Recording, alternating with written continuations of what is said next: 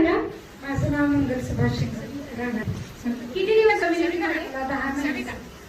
10 महिने झाले. काय काय त्रास होते? मला एकतर चालता येत नव्हतं, असं गुडघ्यावर ठेवूनच मी चालत होते. आता आई कशा चालल्या? काय सांगते बघा, कशा चालायच्या आई, दाखवा चालून. आणि काय काय काय काय रिझल्ट आले तुम्हाला? मला अजिबात वाकायला येत नव्हतं, म्हणजे हातातनं काय पडलं की कुणाला हात मारल्याशिवाय काही नाही. आणि लवकर आले नाही तर खूप राग यायचा त्यांचा, चिडचिड खूप व्हायची ना. मला थांबावं लागायचं, येणाऱ्यांचं काम असायचं.